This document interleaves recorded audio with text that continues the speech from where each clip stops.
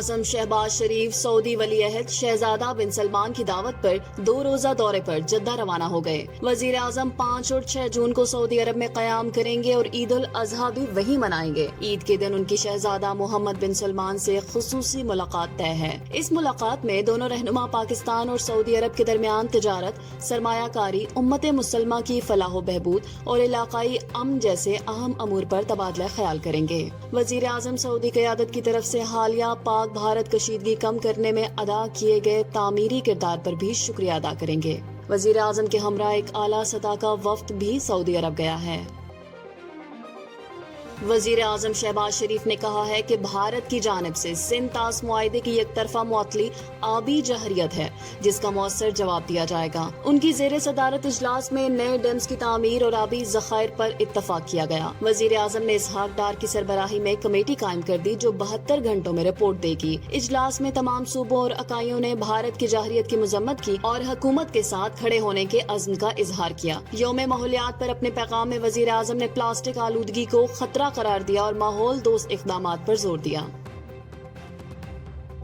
وزیر اعلیٰ سندھ سید مراد علی شاہ نے اعلان کیا ہے کہ صوبے بھر میں 15 جون سے پلاسٹک شاپنگ بیگز پر مکمل پابندی عائد کی جا رہی ہے۔ عالمی یوم ماحولیات پر اپنے پیغام میں انہوں نے کہا کہ پلاسٹک آلودگی سے بچاؤ کے لیے اجتماعی کردار ناگزیر ہے۔ انہوں نے عوام سے ماحول دوست تھیلوں کے استعمال کی اپیل کی اور بتایا کہ سندھ حکومت صفائی مہم اور قوانین پر سخت عمل درآمد کر رہی ہے۔ وزیر اعلیٰ نے کہا کہ پلاسٹک سے پاک سندھ ہمارا خواب ہے جسے ہم سب نے مل کر حقیقت بنانا ہے۔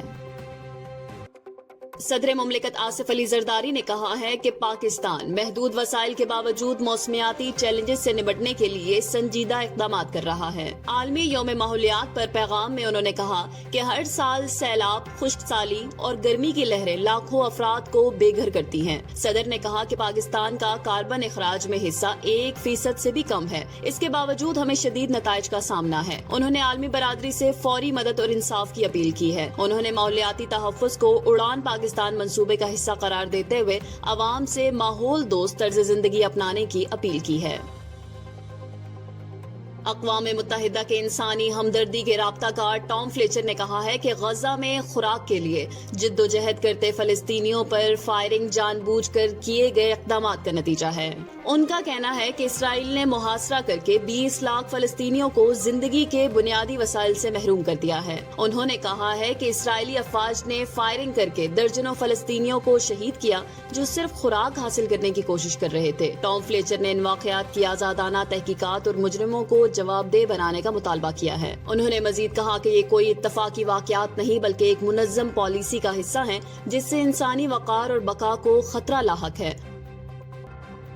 وفاقی وزیر قومی ورثہ و ثقافت محمد اورنگزیب سے وفاقی وزیر برائے آبی وسائل میاں معین وٹو اور سابق وزیر چنگیز خان جمالی نے ملاقات کی۔ اس ملاقات میں بلوچستان اور پنجاب میں پانی کے مسائل اور قبل از وقت سیلاب سے بچاؤ کے لیے اقدامات پر تبادلہ خیال کیا گیا۔ میاں معین وٹو نے اس بات پر زور دیا کہ پانی کی تقسیم موجودہ فارمولے کے تحت ہوگی اور کسی صوبے کا پانی دوسرے کو نہیں دیا جائے گا۔ میاں معین وٹو نے اس بات پر زور دیا کہ پانی کی تقسیم موجودہ فارمولے کے تحت ہوگی اور کسی صوبے کا پانی دوسرے کو نہیں دیا جائے گا۔ وفاقی وزیر قومی ورثہ و ثقافت محمد اورنگزیب نے ماحولیاتی تحفظ کو ثقافتی ورثے کے ساتھ اہم قرار دیا۔ تینوں رہنماؤں نے اتفاق کیا کہ ان مسائل سے نمٹنے کے لیے وفاقی اور صوبائی حکومتوں کے درمیان قریبی تعاون اور مشترکہ حکمت عملی ناگزیر ہے۔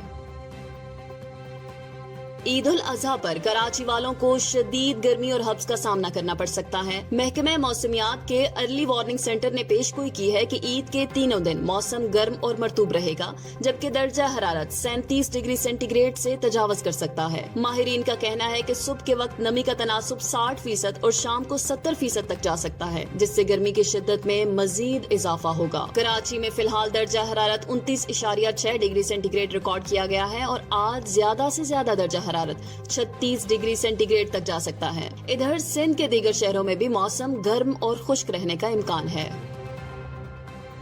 जापान में रेंटल फैमिली सर्विस एक हकीकत बन चुकी है जो तन्हाई और समाजी दबाव के शिकार अफराद को आर्जी खानदानी सहारा फराहम करती है। टोक्यो में कायम कंपनी फैमिली रोमांस 1200 से जायद अदाकारों को मुलाजमत देती है जो क्लाइंट्स के लिए वालिद, वालदा, भाई, बहन, शोहर या बीवी का किरदार अदा करते हैं। खिदमात की कीमत 8000 यन फी घंटा से शुरू होती है। कुछ लोग इस सर्विस को समाजी तकरीबात में शिरकत या सोशल मीडिया पर खुशगवार जिंदगी दिखाने के लिए इस्तेमाल करते हैं। ये रुझान जापान में बढ़ती हुई तन्हाई और खानदानी रिश्तों की कमी का आगाज है, जहां इंसानी जज्बात और रिश्ते अब किराए पर भी दस्तयाब हैं।